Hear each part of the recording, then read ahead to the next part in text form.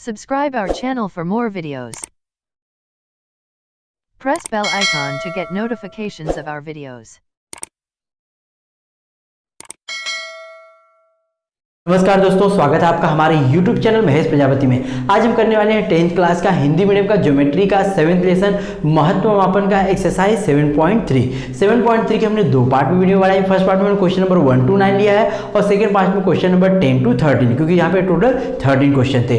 और पार्ट 2 आज हम करने वाले हैं, जिसमें हम क्वेश्चन नंबर 10 to 13 लेने वाले हैं। पार्ट 1 की वीडियो आप जरूर देखिएगा। पार्ट 1 में हमने आपको पूरे के पूरे जितने फार्मूले इस एक्सरसाइज में यूज किया गया सारे फार्मूले एक्सप्लेन किए हैं। उस वीडियो का लिंक आपको डिस्क्रिप्शन में मिल जाएगा, जाके पार्ट 1 की वीडियो आप देख सकते हैं। यदि आप हमारे चैनल पर नए हैं तो हमारे चैनल को सब्सक्राइब कर लीजिए और साइड में दी गई बेल बटन जरूर दबाइए, जिससे कि आने वाले एजुकेशनल, मोटिवेशनल और एजुकेशनल टिप्स की वीडियो लगातार आपको मिलती रहे। तो चलिए स्टार्ट करते हैं आज की वीडियो।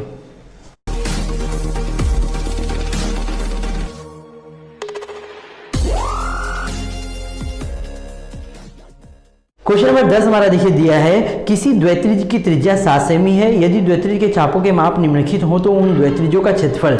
देखिए यहाँ पे द्वित्रिज का क्षेत्रफल ज्ञात करना है। द्वित्रिज का मैंने दो आपको फार्मूला बताया। द्वित्रिज का क्षेत्रफल बराबर θ/360 गुणे पाई r स्क्वायर, या द्वित्रिज का क्षेत्रफल बराबर 1/2 गुणे l गुणे r। l मीन्स चाप की लंबाई, r मीन्स वृत्त की त्रिज्या। अगर चाप की लंबाई और वृत्त की त्रिज्या दी है तो सेकंड वाला फार्मूला यूज करते हैं, और अगर थीटा और r दिया है तो हम फर्स्ट वाला। तो यहाँ पे r मीन्स त्रिज्या दी गई है, और यहाँ पे टोटल 3 क्वेश्चन है। तो पहला हमारा दिया है एंगल, जो चाप का माप कितना है 30 अंश है। तो मैं पहला क्वेश्चन आपको करके दिखाता हूँ, दूसरा आप ट्राई करिएगा, और तीसरा भी मैं आपको समझा दूंगा, वो भी आप आसानी से कर सकते हैं। तो केवल क्वेश्चन मैं एक ही कर रहा हूँ और एक आप अच्छे समझ लीजिए, वैसे ही आपको तीनों क्वेश्चन करने रहेंगे। तो यहाँ पे देखिए r का मान कितना दिया, पहले वो लिखते हैं हम। r बराबर हमारा कितना है 7 सेंटीमीटर। क्वेश्चन नंबर 1 10वें का पहले लिखेंगे, r is equal to 7 centimetre and theta is equal to 30 degree. अब जितने भी क्वेश्चन लेंगे ना, आर का मान आपको सेम लेना। आर कितना रहेगा हमारा 7 ही रहेगा, लेकिन थीटा हमेशा चेंज होता रहेगा। दूसरे वाले सवाल में कितना ले लेंगे 210, और तीसरे सवाल में बोला 3 समकोण। 3 समकोण मतलब कितना हो जाएगा, एक समकोण मतलब कितना होता है 90। 3 समकोण मतलब 3 गुणे 90, 3 गुणे 90 कितना 270 हो जाएगा। तो मतलब लास्ट वाले में जो आप थीटा का मान लेंगे कितना 270 ले लेंगे। तो पहले वाले सवाल को अच्छे से देखिए, इसी सवाल के ऊपर जैसे भी आगे वाले सवाल है। तो पहले हम क्या लिखते हैं, फार्मूला लिखते हैं। फार्मूला आपको बताया था मैंने द्वित्रिज का, तो पहले द्वित्रिज का हम फार्मूला लिख लेते हैं। द्वित्रिज का क्षेत्रफल बराबर θ/360 गुणे पाई r का स्क्वायर। थीटा का मान कितना है 30/360 गुणे पाई का मान नहीं दिया है, नहीं दिया कोई बात नहीं। तो यहाँ पे क्या है, देखिए 7 क्या है, कटेगा 7 से, इसलिए हम क्या रखेंगे, अगर यह नंबर 7 से डिविजिबल होता है, 7 से अगर डिवाइड वाला हो, 7 से विभाजित होता है, तो 22/7 लेते हैं। तो 22/7 गुणे r का स्क्वायर मतलब 7 गुणे 7। एक 7 से 7 क्या हो जाएगा, कैंसिल हो जाएगा। अब और कैंसिल करते हैं, 0 से 0 कैंसिल, इसको 3 एकम 3, 3 एकम 3, 3 दूनी 6। यहाँ भी कैंसिल हो रहा है, 6 हो जाएगा। ये कितना हो जाएगा 11 बचा।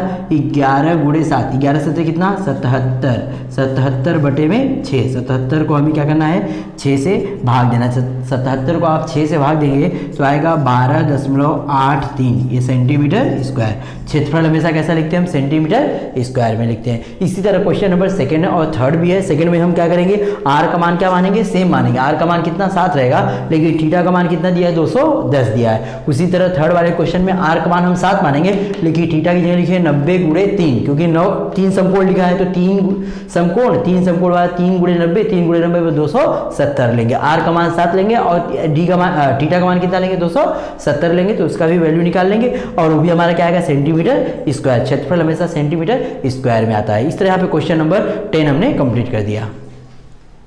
क्वेश्चन नंबर 11 हमारा है, लघु द्वित्रिज का क्षेत्रफल 3.85 वर्ग सेमी तथा उसके संगत केंद्रीय कोण का माप 36 डिग्री हो तो वृत्त की त्रिज्या ज्ञात कीजिए। देखिए यहाँ पे द्वित्रिज का क्षेत्रफल दिया, लघु द्वित्रिज बोलिए या तो द्वित्रिज बोलिए, एक ही मतलब होता है।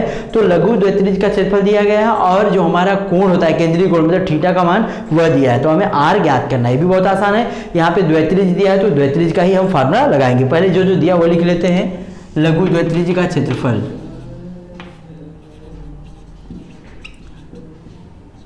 लघु द्वित्रिज का क्षेत्रफल बराबर दिया हमारा 3.85 सेंटीमीटर स्क्वायर, और जो केंद्रीय कोण का वहाँ पे थीटा दिया हुआ है 36 डिग्री। और आर हमें क्या करना है, ज्ञात करना, वृत्त की त्रिज्या ज्ञात करना है। अब इसी का फार्मूला है जो दिया रहता है उसी का हम फार्मूला लगाते हैं। तो लिखेंगे हम यहाँ पे लघु द्वैत्रिज्य का क्षेत्रफल क्या हो जाएगा, थीटा बटे 360 गुणे पाई आर का स्क्वायर। यह दिया हुआ है, रख देते हैं। देखिए जिसका जिसका मान दिया तो रख देते हैं, दूसरा मान जो बचा हुआ निकल जाएगा आराम से। 3.85 इज इक्वल टू थीटा का मान 36 अपॉन यहाँ पे 360 इंटू पाई का मान दिया है कि यहाँ पे पाई का मान नहीं दिया है, तो पाई का मान हम कुछ भी ले सकते हैं, क्योंकि आर का ही मान नहीं दिया है तो आप कुछ भी लेंगे तो भी चलेगा। तो हम 22/7 लेके देखते हैं, गुणे आर का स्क्वायर एज इट इज रहेगा। अभी आर निकालना है, मतलब यहाँ से सबको हटाना है, पहले कट रहा है इसको काट देते हैं। 36 से कम 36, 36 दहा में 360, ये भी कट रहा है, यह 5 हो जाएगा और ये हमारा 11, 2 से काट दिए 11, ये 2 एकम 2, 2 एकम 2 हो गया और 2 बचे 10, जो बचा उसको लिख लेते 3.85 बराबर 1/5 गुणे 11/7 आर का स्क्वायर। आर का मान निकालना है, यहाँ से सबको भगाना पड़ेगा, तो आर का स्क्वायर इज इक्वल टू इसको यहाँ से भगाएंगे, इसको भी यहाँ से भगा देंगे, 3.85 गुणे 5, इन दोनों का क्या था, भाग था, इस साइड है तो दोनों गुणे में हो गए, और 11 का यहाँ पे 1 में गुणा करेंगे, 11 कमी 11, 11 का यहाँ गुणा तो क्या हो जाएगा, भाग हो जाएगा, तो यहाँ से भाग दे देंगे। अब r square is equal to, इसको इससे भाग देना है तो भाग दे देते हैं, इसको भाग देंगे तो हमारा आएगा 11 तिहाई 33, और 11 तिहाई 33 में तो 0 आएगा, 0.35 आएगा है, और इंटू यहाँ पे कितना हो जाएगा, ये भी 35 ही हो जाएगा। अब गुणा कर देते हैं हम, गुणा करेंगे तो आएगा आर स्क्वायर को 35 गुणे मतलब 0.35 इंटू 35 करेंगे 35 करेंगे तो आ जाएगा हमारा 12.25। अब वर्गमूल लेना है तो वर्गमूल कैसा हो जाएगा, इसका करनी भी लिखते हैं या तो डायरेक्टली हम लिखे हैं तो 3.5, 12.25 का वर्गमूल कितना हो जाएगा, 3.5, लास्ट में लिख देंगे। इसीलिए वृत्त की त्रिज्या बराबर 3.5 सेंटीमीटर। इस तरह यहाँ पे क्वेश्चन नंबर 11 भी हमने कंप्लीट कर दिया।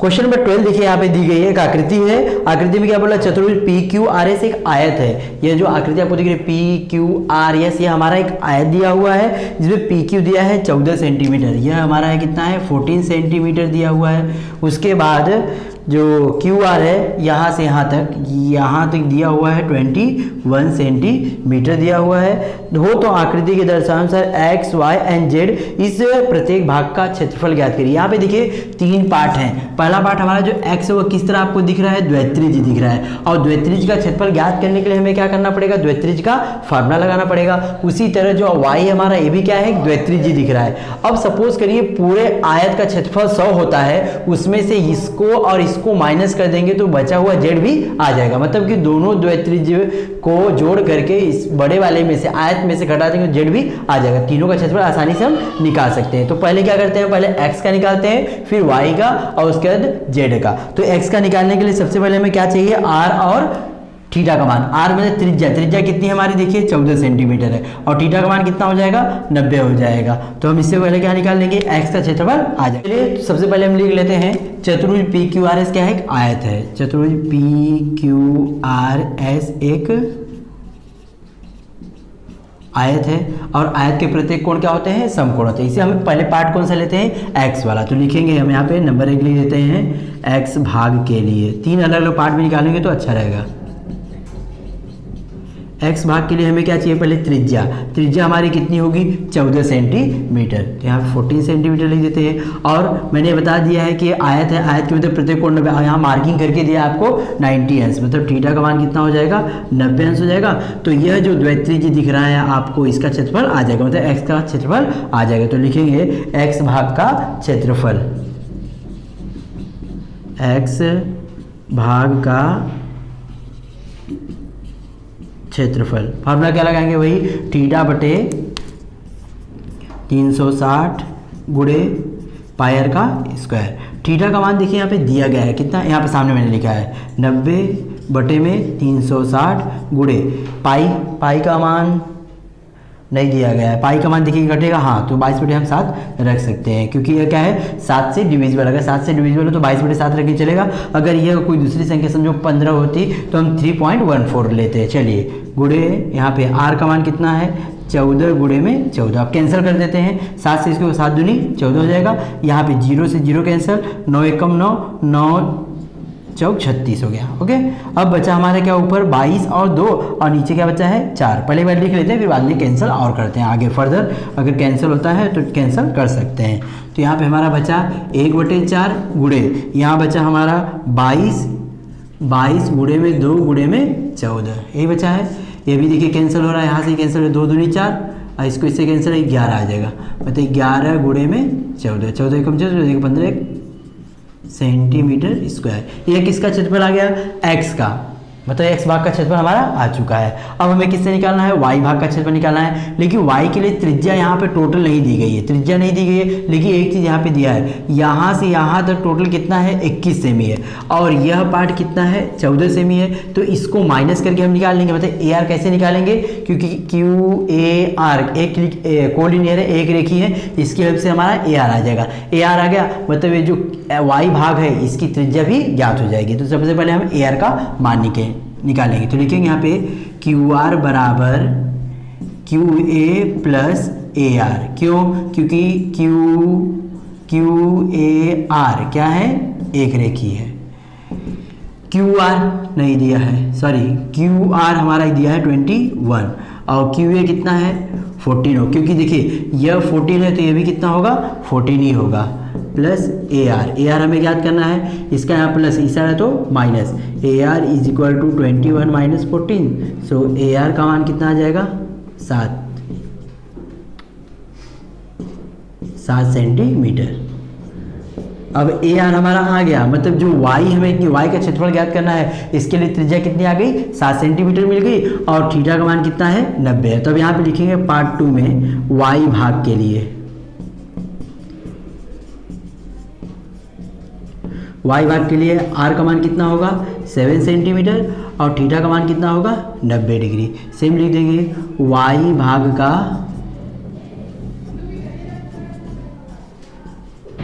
क्षेत्रफल थीटा बटे 360 गुणे पायर का स्क्वायर। थीटा का मान हमें कितना रखना है 90 दिया है यहाँ पे 360 गुणे पाई का मान 22/7 गुणे 7 गुणे 7 रख दिए। अब कैंसिल करते हैं, 7 से 7 कैंसिल हो जाएगा, 0 से 0, 9 के 9 एकम 9, 9 चौको 36, इसको भी 4 से 2 से कैंसिल करें, 2 दूनी 4 और 2 एकम 2, 2 एकम 2, ऊपर क्या बचा 11 गुणे 7 बटे में, सॉरी 11 गुणे 7 बटे में 2 है ना, 11 गुणे 7 बटे में 2, तो कितना हो जाएगा 77 बटे में 2। तो यहाँ पे लिखेंगे 77 बटे में 2, 77 को हमें 2 से डिवाइड कर देंगे तो आ जाएगा हमारा 38.5 सेंटीमीटर स्क्वायर। 2 पार्ट हमने निकाल दिया, पहला मैंने x पार्ट निकाला, फिर अभी y पार्ट, अब बचा कौन सा है z। लेकिन z निकालने के लिए हमें क्या करना पड़ेगा, पहले आयत का क्षेत्रफल निकालना पड़ेगा, आयत में से इन दोनों को जोड़ के घटा देंगे हम तो हमारा z पार्ट भी आ जाएगा। तो पहले आयत का क्षेत्रफल निकाल लेते हैं। आयत के लिए लंबाई कितनी दी गई है 21 सेंटीमीटर और चौड़ाई कितनी है 14 सेंटीमीटर। तो पहले लिख देते हैं एरिया ऑफ, डायरेक्टली लिख देते हैं एरिया ऑफ क्वाड्रिलेटरल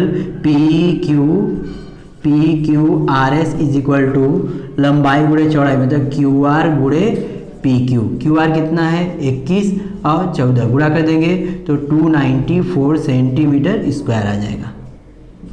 ये हो गया हमारा आयत का क्षेत्रफल, तीनों क्षेत्रफल निकल चुका है। अब आयत के क्षेत्रफल में से हमें इन दोनों को घटा देंगे तो हमारा z का भी क्षेत्रफल आ जाएगा। तो हम डायरेक्टली लिख देते हैं z भाग का क्षेत्रफल,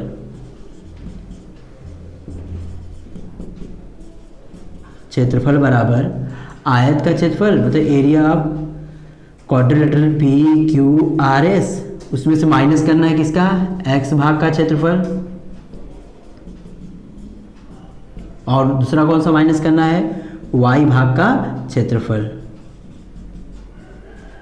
चलिए x क्वाड्रिलेटरल का कितना आया था 294, माइनस करना है उसमें से x भाग का कितना आया था 154 माइनस यहाँ पे 38.5। पहले हम क्या करते हैं, 294 में से पहले 154 माइनस करेंगे, फिर जितना बचेगा उसमें से 38.5 माइनस करेंगे तो आएगा 101.5 सेंटीमीटर स्क्वायर। ये कौन से भाग का हो गया, हमारा जेड भाग का। तो यहाँ पे हमने तीनों भाग का क्षेत्रफल निकाल दिया। पहले हमने किसका निकाला, एक्स भाग का कितना आया है 154 सेंटीमीटर स्क्वायर, उसके बाद वाई भाग का निकाला, इसका आया है 38.5 सेंटीमीटर स्क्वायर, और लास्ट हमारा जेड भाग का क्षेत्रफल आया 101.5 सेंटीमीटर स्क्वायर। इस तरह क्वेश्चन नंबर 12 भी हमने कंप्लीट कर दिया। क्वेश्चन नंबर 13 देखिए हमारा दिया गया है, त्रिभुज LMN एक समबाहु त्रिभुज है, LN दिया हुआ है 14 सेंटीमीटर। त्रिभुज के प्रत्येक शीर्ष बिंदु को केंद्र मानकर तथा 7 सेमी त्रिज्या लेकर आकृति में दर्शानुसार 3 द्वैत्रिज खींचे गए हैं। मतलब कि जितने भी शीर्ष बिंदु हैं तीनों को केंद्र मानकर द्वैत्रिज खींच दिया गया है, और 3 द्वैत्रिज और तीनों इक्वल है क्योंकि 7 सेंटीमीटर त्रिज्या ली गई है। उसके बाद इसके आधार पर एरिया त्रिभुज LMN फाइंड करना। LMN क्या दिया है, समबाहु त्रिभुज, और समबाहु त्रिभुज का क्षेत्रफल होता है कर्णी में 3/4 गुणे भुजा घाते 2 होता है, और यहाँ भुजा का मान कितना दिया है 14 सेंटीमीटर दिया है। चलिए आसानी से हम लोग कर लेंगे आगे, और देखते हैं क्या दिया हुआ है। ज्ञात कीजिए, और एक द्वैत्रिज का क्षेत्रफल ज्ञात कीजिए, तीनों द्वैत्रिज के संपूर्ण क्षेत्रफल ज्ञात कीजिए, और रेखांकित भाग का मतलब टोटल 4 पार्ट में हमें निकालना है। तो 1 बाय 1 करके हम सारे पार्ट्स ज्ञात करेंगे। सबसे पहले हम लिख देते हैं ये त्रिभुज LMN क्या है, एक समबाहु त्रिभुज है, समबाहु त्रिभुज है, और इसका ये मतलब है कि सभी भुजाएं क्या होंगी, बराबर भी होंगी, और साथ साथ में प्रत्येक कोण का माप कितना होगा 60 अंश होगा। ये ध्यान देंगे, ये हम बता नहीं रहे हैं, इसे लिख दें, प्रॉपर्टी की समझ में आएगी आगे की। ये समबाहु त्रिभुज है, इससे प्रत्येक कोण कितने होंगे 60 अंश होंगे। चलिए तो पहले हम भाग 1 के ले लेते हैं। तो क्या लिखेंगे, area of triangle LMN find करना है। तो उसके लिए हमें क्या चाहिए, भुजा चाहिए। भुजा मतलब LM का मान कितना दिया है 14 सेंटीमीटर दिया हुआ। तो हम डायरेक्टली लिखते हैं area of triangle LMN is equal to कर्णी में 3/4 गुणे भुजा घाते 2। ये हमारा फार्मूला है किसका, समबाहु त्रिभुज का। कर्णी में 3 का मान देखिए दिया है क्या, नहीं दिया है। कर्णी में 3 का मान होता है 1.732 बटे में 4 गुणे भुजा घाते 2 मतलब क्या है 14 गुणे में 14। अब इसको इससे कैंसिल करें, कितना होगा 7, और यहाँ पे आएगा कितना 2 से कैंसिल किया, 2 दूनी 4, 2 सत्ते 14, फिर 2 से इसको कैंसिल किया 7 आ जाएगा। 1.732 इंटू 7 सत्ते 49, 1.732 का इंटू 49 में करेंगे तो आएगा हमारा 84.868। लेकिन देखिए ये थर्ड नंबर हम लोग क्या हटा, दशमलव के बाद हम केवल 2 ही नंबर लेते हैं, तो इसको हटा देंगे तो यहाँ पे कितना हो जाएगा 84.87 सेंटीमीटर स्क्वायर। एक इसका क्षेत्रफल निकाल दिया हमने, जो त्रिभुज दिख रहा है LMN उसका क्षेत्रफल आ गया है। उसी के बाद हम दूसरा क्या निकालना है, एक द्वैत्रिज का क्षेत्रफल। अब निकालते हैं हम दूसरे वाले किस द्वैत्रिज, इस द्वैत्रिज का क्षेत्रफल निकालते हैं। तो यहाँ पे कोण का माप हमें कितना लेना पड़ेगा 60 अंश लेना पड़ेगा, और त्रिज्या कितनी लेनी पड़ेगी 7 सेंटीमीटर। चलिए तो हमें सेकंड पार्ट निकालना है, तो यहाँ पे सेकंड नंबर डाल देते हैं, और यहाँ पे हम लिखेंगे R का मान। R हमारा कितना दिया था 7 दिया था, यहाँ से यहाँ तक 14 है, बट ये हमारा पार्ट 7 दिया है। तो R का मान होगा हमारा 7 सेंटीमीटर, और थीटा का माप कितना होगा 60 अंश। 60 क्यों होगा, क्योंकि मैंने यहाँ पे लिख दिया है कि त्रिभुज क्या है, समबाहु त्रिभुज है, इसलिए थीटा का मान क्या होगा 60 अंश होगा। तो हम लिख देते हैं एक द्वैत्रिज का क्षेत्रफल। एक द्वैत्रिज मतलब इसका देखिए नाम ले लेते हैं हम यहाँ पे PQR। तो इससे हम क्या निकालते हैं QR का, या तो PQ का, या तो किसी एक का निकाल देते। तो हम ऊपर वाले का निकालने जा रहे हैं इस भाग का, तो इसको हम लोग क्या बोलेंगे, द्वैत्रिज L-PR। आज में कैसे नाम दे बताया था मैंने आपको, बहुत पहले बता दिया, पार्ट 1 में समझा दिया था। इसका नाम देते हैं तो हम लिखेंगे एरिया ऑफ L-PR। ये होगा ना, एरिया ऑफ L-PR मतलब इस भाग का क्षेत्रफल। और ये क्या है, द्वैत्रिज है, और द्वैत्रिज का क्षेत्रफल होता है थीटा बटे 360 गुणे पाई R का स्क्वायर। अब सारे के सारे हम वैल्यू पुट कर देते हैं। थीटा का मान हमें कितना रखना है 60 अंश रखना है, 60 बटे 360 गुणे पाई का मान 22/7। क्यों रख रहे हैं, क्योंकि 7 कट जाएगा इसलिए रख रहे हैं। और यहाँ पे 7 गुणे 7, 7 से 7 कैंसिल हो गया, 0 से 0 कैंसिल, 6 कम 6 6 के 36, फिर दोनों को 2 से काट दो, 2 3 6, 2 1 कम 2, 2 1 कम 2, क्या बचेगा ऊपर 11 गुणे 7 बटे में 2, 11 गुणे 7, 11 गुणे 7 बचा, और नीचे में क्या होता है 11 से 77। स्टॉप करो भाई, कहाँ गलती हो गया सारा। इसको काट देते हैं, 2 से काटेंगे, 2 3 6, 2 एकम 2, 2 एकम 2, ऊपर क्या बचेगा हमारा 11 गुणे 7, नीचे 3, 11 सते 77 बटे में 3 आ जाएगा 25.666 आएगा। लेकिन हम उसको क्या लिख देंगे 6 7, क्योंकि अगर 5 से ज़्यादा संख्या रहती है, जैसे मैंने 8 को हटाया था 6 की जगह 7 किया था, वैसे यहाँ पे भी 6 आएगा, तो उसको हम 6 7 लिखेंगे, क्योंकि दशमलव के बाद हम केवल 2 ही नंबर लिखते हैं, सेंटीमीटर स्क्वायर। यह भी आ गया। अब हम देखते हैं पार्ट 3 में इसने क्या पूछा था कि तीनों द्वित्रिज का संपूर्ण क्षेत्रफल, तीनों द्वित्रिज मतलब 3 का गुणा कर दीजिए, क्योंकि तीनों द्वित्रिज क्या है इक्वल है, तो हम लिखेंगे तीनों द्वित्रिज का, डायरेक्टली लिख सकते हैं तीनों द्वित्रिज्यों का क्षेत्रफल बराबर 3 गुणे 25.67 गुणा कर देंगे तो आ जाएगा हमारा 77.01 सेंटीमीटर स्क्वायर। यह क्या आ गया, तीनों जो थे द्वित्रिज मतलब यह प्लस यह मतलब तीनों एक साथ में आ गया। अब हमारा लास्ट में बचा था रेखांकित भाग का क्षेत्रफल। रेखांकित भाग का मतलब यह जो दिख रहा है, उसके लिए क्या करेंगे, पूरे क्षेत्रफल में से जो तीनों का आया था मतलब 77.01 आया था उसको माइनस कर देते हैं, तो रेखांकित भाग का क्षेत्रफल आ जाएगा। तो हमारा चौथा पॉइंट है रेखांकित भाग का क्षेत्रफल। रेखांकित भाग का क्षेत्रफल बराबर क्या हो जाएगा, पहले त्रिभुज का क्षेत्रफल और इसको माइनस, त्रिभुज का क्षेत्रफल हमारा क्या था 84.87 माइनस 77.01। माइनस करने का तरीका आपको पता है, पॉइंट के नीचे पॉइंट लिख करके माइनस कर देते हैं, तो माइनस कर देंगे 7 पॉइंट, क्योंकि 7.86 सेंटीमीटर स्क्वायर। इस तरह हमने यहाँ पे लास्ट वाला जो रेखांकित भाग का जो दिख रहा है आपको पतला सा, यह भी ज्ञात हो जाएगा। इस तरह यहाँ पे क्वेश्चन नंबर 13 हमने कंप्लीट कर दिया। यहाँ पे हमने एक्सरसाइज 7.3 जिसमें हमने क्वेश्चन नंबर 10 to 13 लिया था, जो कि पार्ट 2 में था, पूरी तरह कंप्लीट कर दिया है। हमारी वीडियो कैसे लगी कमेंट में जरूर बताएं। यदि हमारी वीडियो आपको अच्छी लगी तो अपने दोस्तों में जरूर शेयर करें। Thank you.